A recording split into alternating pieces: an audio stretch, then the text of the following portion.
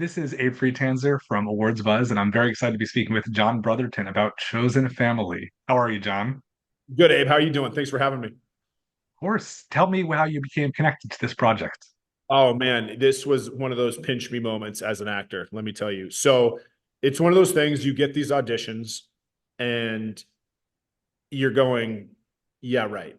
You know what I mean? Like Heather Graham, Julia Stiles, I'm gonna audition for it because of course I would want this role, but then I'm gonna have to forget about it and you know don't keep my expectations too high because that's as an actor we're trained to do that. They say a working actor books like 5% of their auditions or something crazy like that. So we're just trained to go, I'll put that audition out there in the world and then let it go.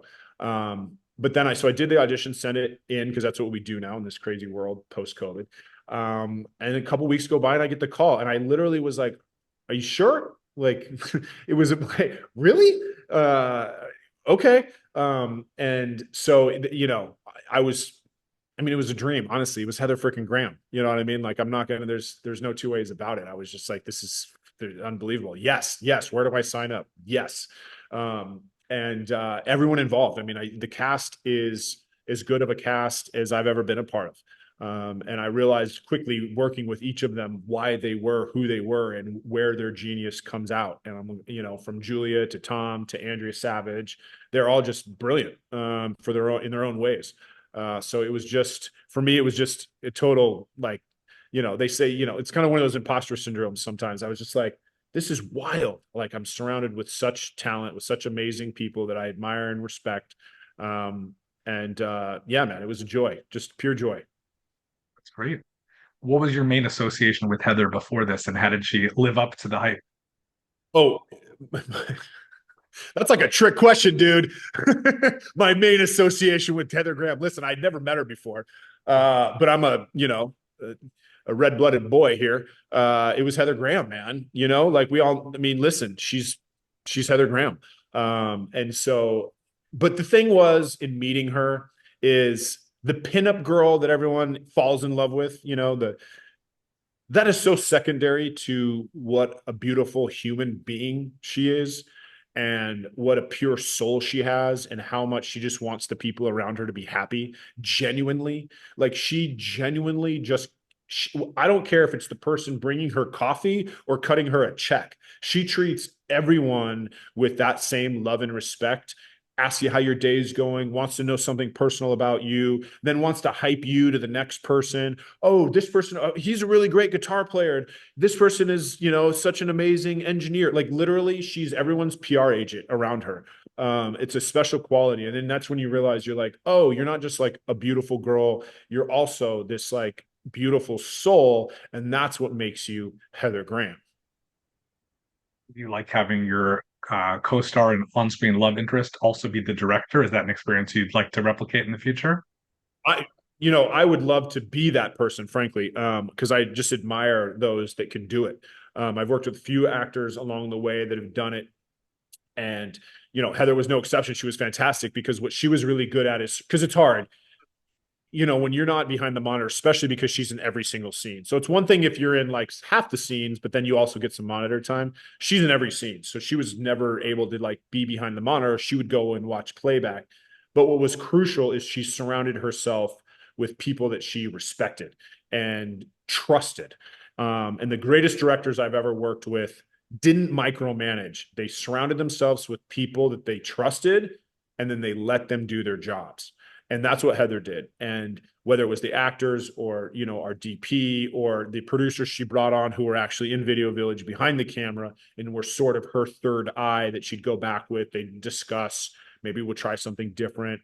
But she just, and people want to work for her. When you can tell, when in any business environment, whether you're, working at a restaurant or you're working on a movie set, like there are some bosses that you're just like, oh, people want to work for you. Like people want to work for Heather. Their cast, when I talked to the cast aside, they're like, we're here for Heather. Like everyone was here for Heather. No one's arm was getting twisted to be on that set. Let me tell you. I want to ask you about one of your co-stars who I assume most audiences don't know, and that's Ella Grace Helton. They'll know This is fantastic. in a film where, I think she may well be the prickliest of them all. What was it like working with her, and how do you feel about working with someone young that has such a punchy role? Yeah, well, a couple things. I mean, she was like the nemesis in the film, which is a funny thing when the child is the person you're watching and you don't like. I mean, I don't mean it like you don't, of course she's a child, but she's the one that created the tension, It's like you're the foe, you're the nemesis, you're the anti-hero in the movie. But what it did is it because she's a child, my character still couldn't treat her like the nemesis. No matter what, he had to be the dad first. And she was so fantastic because off screen she's just lovely. Little Ella Grace is just, you know, where I've been fortunate. I've worked with a lot of really great kids, especially being on Fuller House for 5 years. And there's just a unique quality about kids that can pull it all off. They're just ahead of their time. When you meet them, you're like, duh, there's a reason you're here, because they're very unique. They're always well spoken and confident in themselves, whether the camera's rolling or not.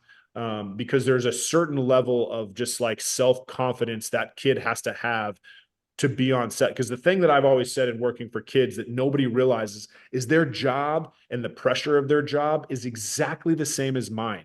When the camera is rolling, there is no difference because I've been doing it for 25 years and I'm, whatever. There's no difference when the camera is rolling. Our job is exactly the same. She doesn't get any sort of like leeway as an actor because she's a kid. When the cameras are rolling, like you just can't be bullshit. You have to pull off the same job as I do.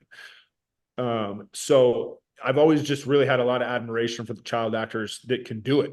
I worked with some incredible ones on Fuller House, so I sort of had a taste of what it's like to, work with these kids. They're all just gifted. I know it's like a crazy term that gets kind of thrown around a lot, but they truly are. There's something different and special about the one. There's a reason those working kid actors are working kid actors. Frankly, it's a responsibility in some ways I don't wish on anyone, but these are the kids that can handle that. Like Ella brings it on. She's like, pile me. She's like, this afternoon I'm singing the national anthem at the game, so we got to get out of here. Like she's literally, and then I got dance class this evening where I'm competing in like the national salsa competition. I mean, that girl was busier than anyone. Like I was, she and so prepared, ready with her lines down pat. But if you wanted to improv, she was totally ready. And not all kids can improv because they're like they're thrown, but the situation was never too big for Ella, ever, ever, ever, ever, ever. Not intimidated. She never like batted an eye at any of what may make some kids understandably shudder. She just was like, bring it on, let's rock and roll. Sounds like we can expect great things from her in the future. Oh, no doubt, no doubt. Awesome. Well, I'm curious, for you as a viewer, since this is Awards Buzz, is there anything, a show, performance, film that you've seen recently that stands out to you as particularly awards worthy? Oh my gosh. What a great question. I haven't seen anything in so long because uh just been between being a father and work, I've been gone for a long time. Right before I left, I was just in the UK for a month, but before I left, my wife and I watched Ripley, which I really, really enjoyed. I loved the original, the movie back in the day because that was like a big film when I was growing up, Talented Mr. Ripley. So this but I thought the new version was just really cool. I thought it kind of was a different. There's not much on TV like that right now. And so that's something that stands out in my head. Other than that, like unfortunately, I haven't been able to watch too many movies right now. When I get home after I'm in Canada working, so I'm basically on the road for like 2 months. And when I get home, me and my wife definitely have some catching up to do in the movie department that I look forward to. Well, tell me, what should I be looking for? Ripley is definitely a great choice. It's one of the most popular answers, along with Baby Reindeer. People like that one too. Okay. Shogun. There's so much good stuff out there in films. We're just getting into Oscar season, so who knows? There's gonna be a Exactly. lot of great stuff. I was gonna say But this is the time of year those movies come out. yeah, On the plane, I watched Fall Guy. I'll tell you what, Ryan Gosling, I'll watch in anything because I really admire how he can be a leading man and then also bring comedy. He can be a total alpha dog and then be goofy. Like same with Ryan Reynolds. Those are guys that I just really admire. So in watching like Fall Guy, it was on the plane, so I was like between like reading my own stuff and watching it. So, I didn't maybe catch the entire thing, but every moment he makes the most of every moment in a way that I just always really look up to be that like alpha leading man, but also find moments of humor. Paul Walker was great at that back in the day, who I admire so much and love dearly. Like, is like those leading men that can also have that touch of levity and be funny and make you laugh and make you smile. That old saying, it's like he's the dude that everyone wants to have a beer with and every girl wants to go home with. And like, it's like those are the guys I looked up to. So, Fall Guy was a lot of fun as well. Awesome. Well, I look forward to seeing whatever you're doing next, John. Thanks so much for taking the time today. Man, I appreciate it. Thanks for having me.